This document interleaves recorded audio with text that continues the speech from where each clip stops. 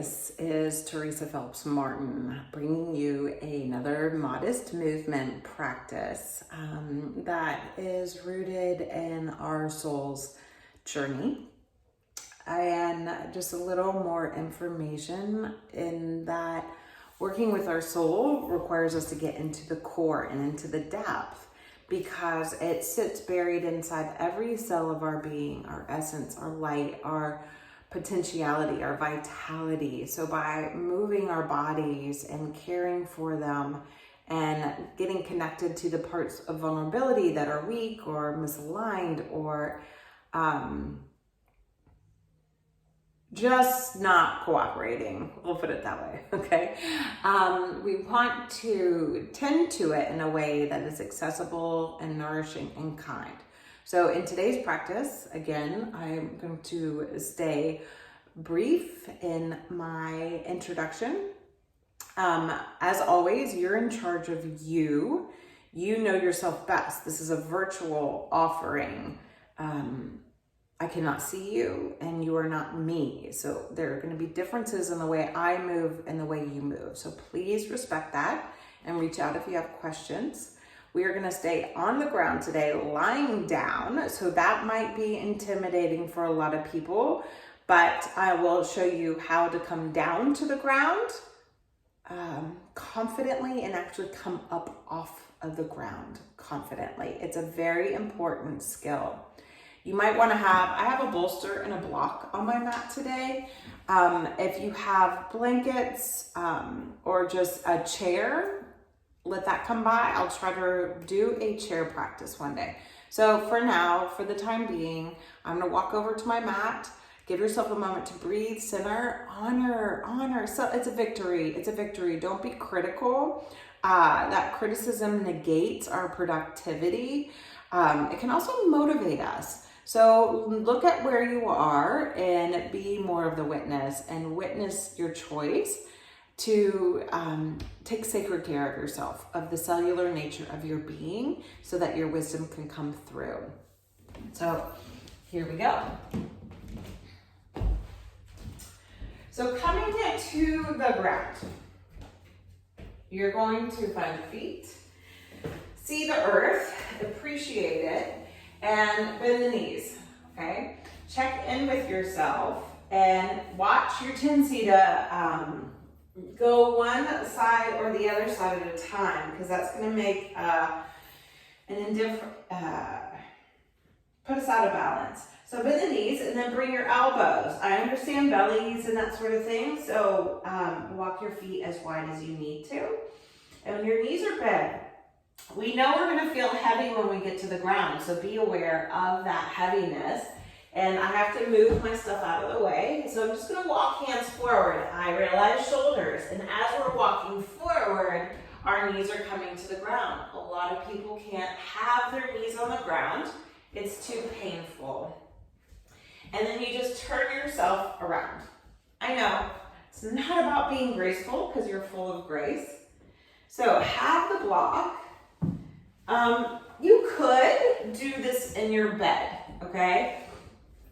I'm a huge fan of bed yoga when you're trying to move again. The thing is that it makes people feel good and then they don't come back to it. So the challenge of getting to the ground and then up off the ground is really the intention of this practice. So you're gonna come lying down, head to the ground.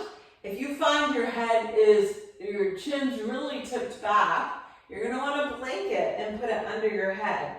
We do not want our chin all the way tucked into our chest. We want healthy alignment in the neck. And believe it or not, that dictates the belly. Knees are going to start inward, hands on the knees, and think of a clock, okay? The top of the clock, the horizon of the clock, and the bottom of the clock. And what we're going to do is we're going to hit those angular points. So up at the top, over to one side, then the knees come in, your knees are hitting the ankles, over to the other side, up to the top. And just moving. This is a way to release the low back. We're gonna make 5 circles this direction, hitting each angle. So it'd be 12 o'clock, 3 o'clock, 6 o'clock, 9 o'clock. If you remember what an analog clock looks like. We're so digital these days. Said the yoga teacher who's filming herself doing yoga. Once you get to 12 o'clock, go the other direction. 9 o'clock, 6 o'clock, 3 o'clock, 12 o'clock, right? We have the horizon. We have the Tropic of Cancer, the eastern side, the western side, right? The Tropic of Capricorn, and just moving around. Isn't that interesting? A clock comes from this wheel, and the clock that we live by is cyclical. So feeling the circular motion here and honoring it. One last circle. 5 is just a good number and will be the number we most frequently come back to. Now, your knees are up top. Bring your feet to the floor. Now what I want you to do is hands to your hips, arch the back, so feeling the pelvis, and then the tail goes up, and then the tail rocks back down. I'm not using the breath yet, okay? You could synchronize the movement of the breath, exhaling, pulling into the belly, the tail's going up, inhaling, the belly softens, the tail goes down. So a total of 5 pelvic tilts. This is just all to release the back, because getting to the floor for a lot of us creates so much tension that the back feels so vulnerable, it will tense up on you. And then come back to the center where the tail's not all the way up and the tail's not all the way down. Walk your feet as wide as your hips, if not wider. Move your arms out from your shoulders like a capital T. And then we're gonna roll the knees over to the left. We're not pushing the knees down. Did you see how slow I moved? I moved really slow so I could be aware of how my hips were responding. Both shoulders are on the ground. And then you're gonna inhale your knees up through the center and slowly move them the other way. Breathing so the body knows you can trust it. Inhaling, coming through the center. Now these are windshield wiper legs, but we're moving really slowly. Use the core. Exhale the knees to the right. Hug into the belly. Inhale the knees through the center. Exhale the knees to the left. Inhale through the center. Now what's hard here is that I want you to move from your core, okay? Move from the connection to your belly. The inhale lifts you, the exhale helps you descend. You might find though exhaling lifts you and inhaling allows you to remain buoyant as you go down. You want to just pay attention versus going for perfection.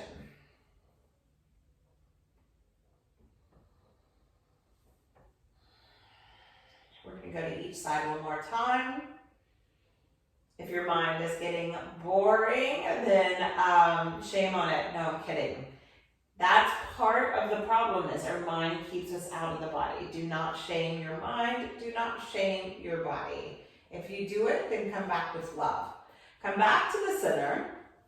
Find a block or a pillow or a tennis ball, just something that can give you a little bit of resistance, but isn't overly heavy. You're gonna bring the block in between the legs at a width that's appropriate for your knees and your hips.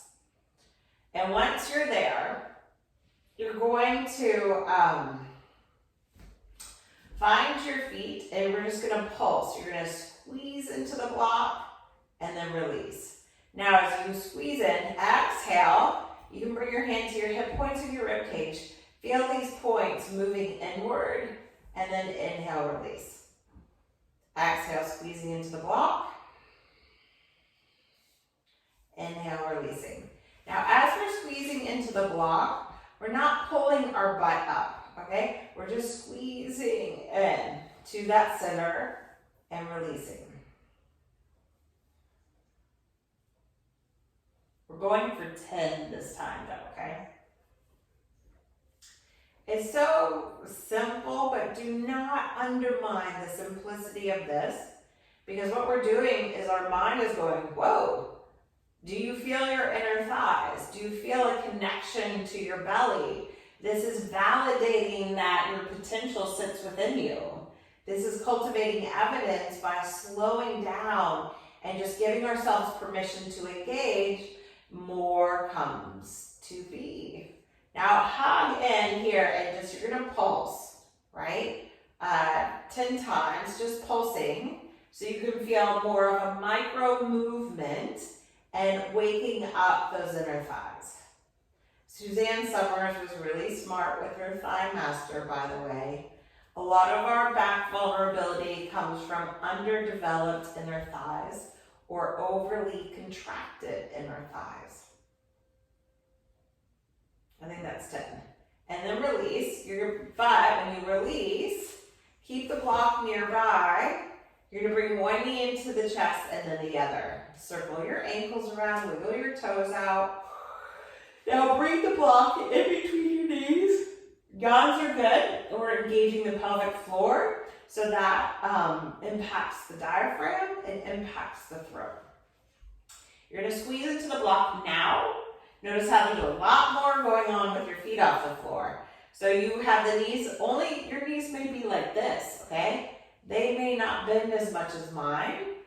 Maybe they do, but I do want the heels a little heavy and the feet relax. You're gonna feel the back of the ribs pushing down, the ribs drawing in, and 10 pulses here. You're gonna feel your core here. It's not big, crazy core work. It's subtle, it's deep. We're getting the vitality to awaken deep within. It's there.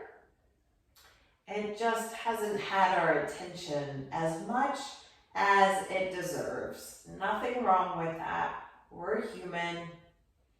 We're keeping up through wild times, work, responsibilities, family, children, parents, friends, employees, needing a job, losing people. There's so many elephants in the room. There are so many aspects. Oh. So be aware of that. Okay, I think that was 10. I can feel my inner thighs. So now you're gonna bring your knees right over your hips. That block is there. Your inner thighs are talking. Now what's gonna happen is you're gonna feel a strain here. So only take your legs as far as you can keep the core in. So it may need to be here. We're gonna go for more of a reclined tabletop, cores engaged, hands to your thighs. Now, watch the shoulders. Don't pull the shoulders up. Push the hands into the thighs, thighs into the hands. This is all about stabilizing the connection to our own vitality, our potential. Your core is firing up. I'm sitting here wondering why I'm not doing this myself more often. I'm going to stop talking for the next 10 breaths.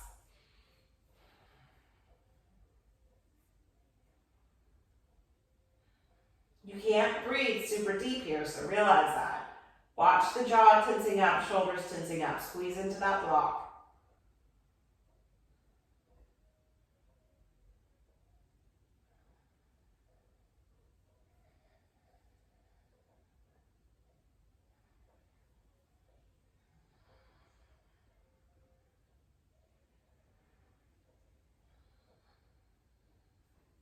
Three more breaths. Anybody else's face turning red?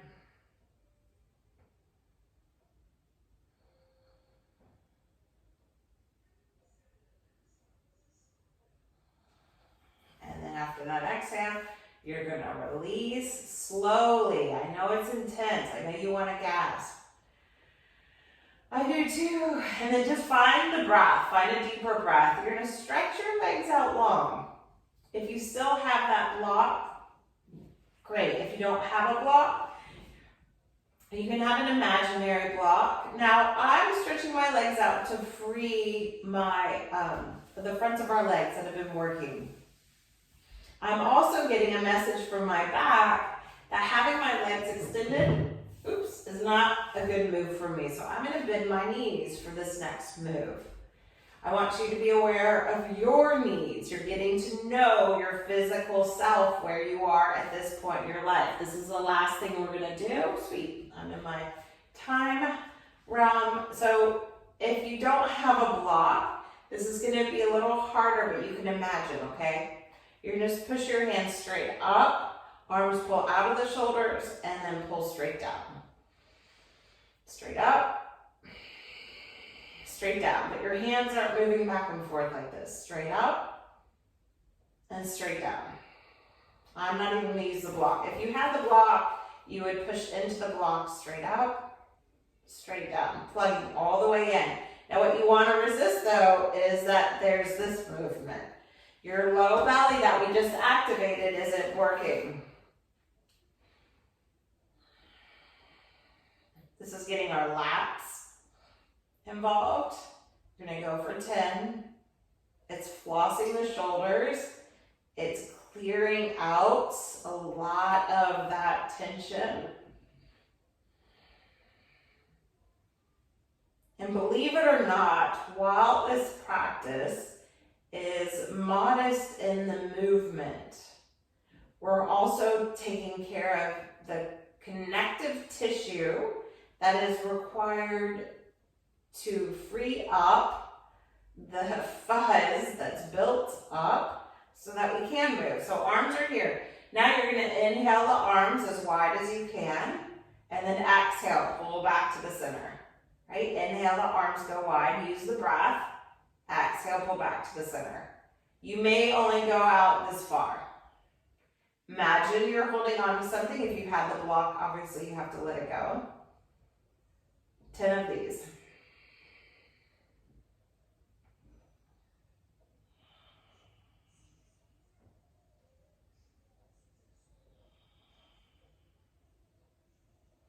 You should feel your core here. I know it seems simple and silly, but it's powerful. And then come back to the center, relax your arms. Take your right foot up to the sky, flex and point your foot. You might have to have the knee bent, but just flex and point for 5 times.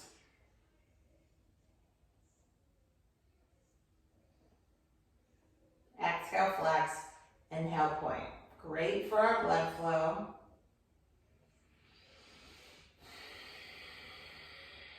And then bend the knee. Left leg goes up and flex and point. So this is a restorative way of practicing, but we're still strengthening. So don't undermine your efforts. There's a lot of power here. This is a great practice to recoup your trust in the earth and that you're part of that earth energy, so trusting in yourself. You're going to free the foot and bend both knees. Both feet to the ground. Feel all that new blood flowing out to your feet. Now, what we're going to do is, if you don't have a block, you can grab a pillow. We're going to draw the shoulders into the back. Inhale our hips up. Bring a pillow so your tail is hanging off. We're not hanging off like this. We're hanging, giving support under the hips just enough. You're not letting the chest drop down. There's a little lift behind the heart. Your arms are by your sides. Feeling just enough support. Maybe you'd get a folded blanket. Books slide. I don't recommend books.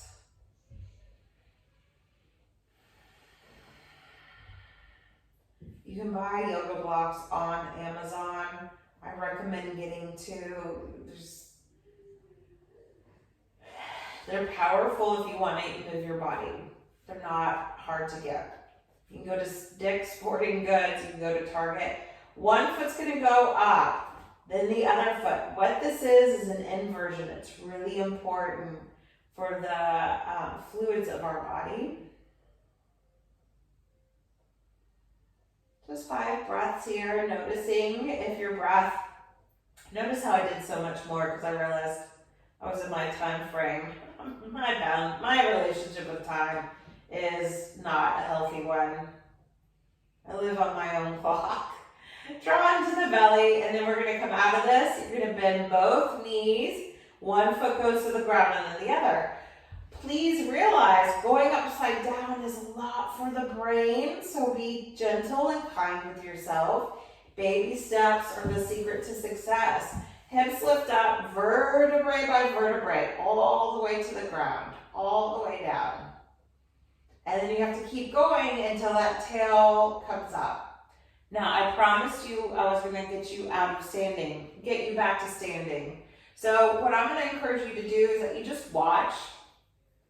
You rest, watch, breathe in, thank yourself, and then we're gonna finish standing. We're not finishing with Shavasana.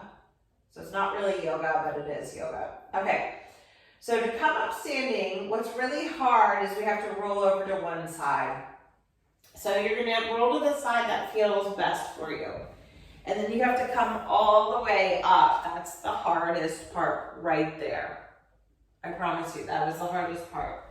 Stretch your legs out and just give yourself like, okay, I went from being horizontal to being vertical. When any of us were learning to sit up, we usually plopped back down. So realize that. And then you're gonna bend your knees. Chances are you wanna bend them to one side. And then climb the hands forward. I'm just using my mat so you can see. And now here's the hard part. You're gonna have to wait there. And you're gonna pull up. Walk your hands back, feet get heavy. Walk your hands to your knees. Then draw into the belly. Come all the way up. Ta-da! It's gonna take time. It's gonna take practice. And you have time. That's one thing we do have. And so find your own time. Keep taking care of yourself. Continue to show up. Come back to this regularly. You can do the modest movement that had an earth ball and a squiggly line to it first or even after. It's a way to build, or just do them independently. I thank you, and straight from my heart to yours. I'll see you next time.